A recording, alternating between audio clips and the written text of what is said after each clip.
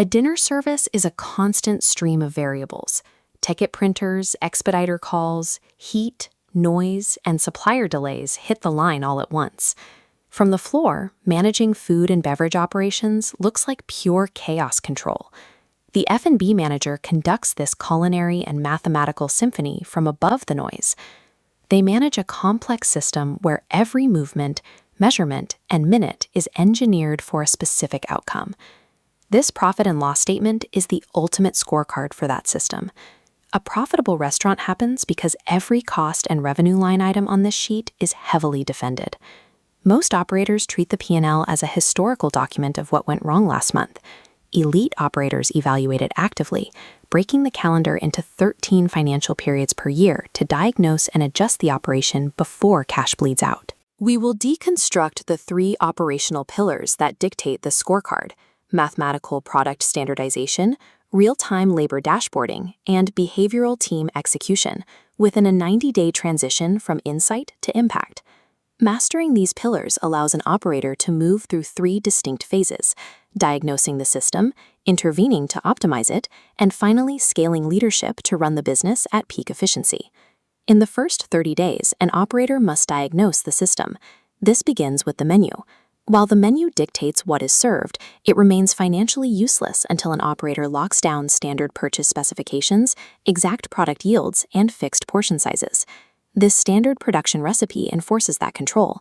It leaves no room for interpretation, specifying the exact portion size to the fraction of an ounce, the 350-degree cooking temperature, and the specific serving utensils required. To prevent hidden costs during batch preparation, operators chain recipes.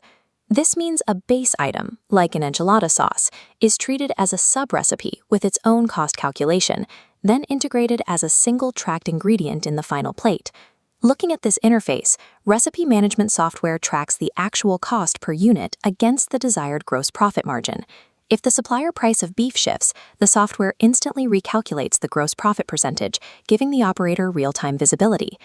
Beverage operations demand the same mathematical rigor. Standardized glassware, like these exact ounce capacities for Collins and highball glasses, prevents margin dilution. Precise glass sizes ensure that mixers do not over-dilute the liquor pour, maintaining both quality and profit. Without standardizing these precise inputs, weight, volume, and equipment, any calculated food and beverage cost percentage is an illusion. Completing the diagnostic phase requires the yield test. This measures the difference between the as-purchased weight of a raw ingredient and the edible portion weight that actually reaches the guest. Consider the case study of standardizing an oven-prepared beef rib. The process begins with 162 pounds of raw beef, acquired at an as-purchased price of $5.95 per pound. Physical preparation causes the first loss. Trimming fat and removing bones immediately reduce the usable mass of the product. Next is the secondary physical loss due to cooking. As the meat roasts, moisture evaporates and fat renders out, resulting in significant shrinkage. After trimming and cooking, only the edible portion remains.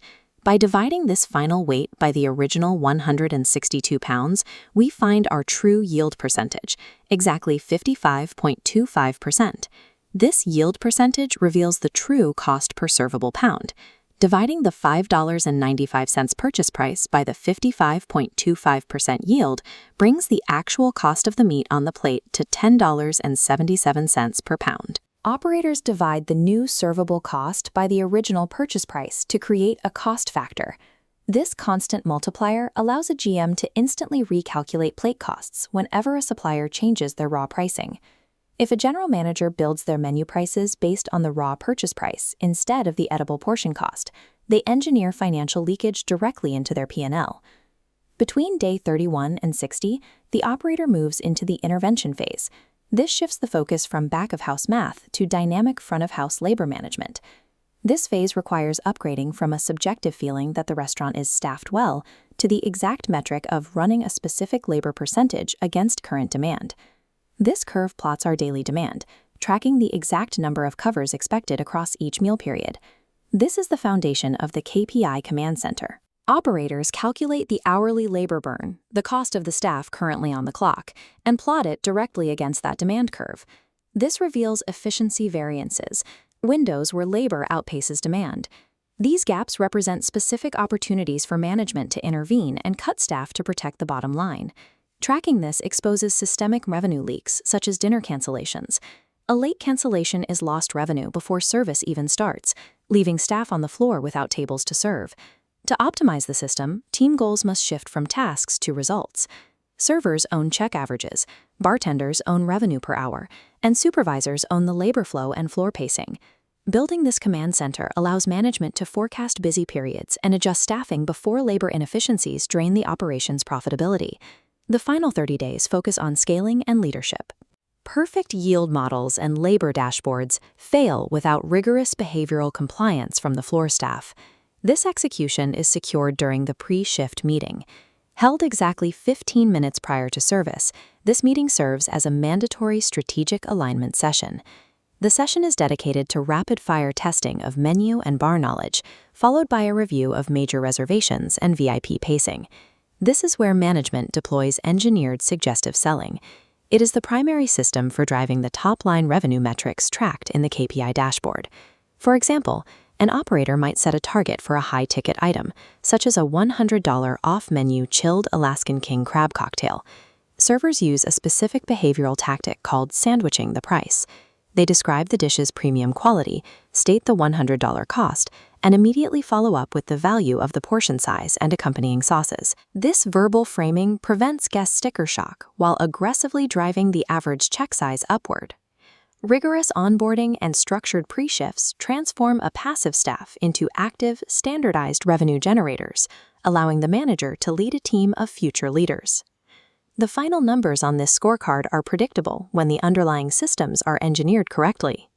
Yield mathematics and edible portion tracking lock in the cost of goods sold. Command center tracking and real-time labor cuts protect the labor line item, and gross revenue is driven by the behavioral alignment of the staff through pre-shift selling tactics. This 90-day framework follows a logical progression: diagnosing the system, intervening to optimize it, and scaling leadership to own the results. By executing these 3 pillars, an operator stops speaking the language of tasks and begins speaking the language of ownership. Profitability becomes predictable, and promotion becomes obvious.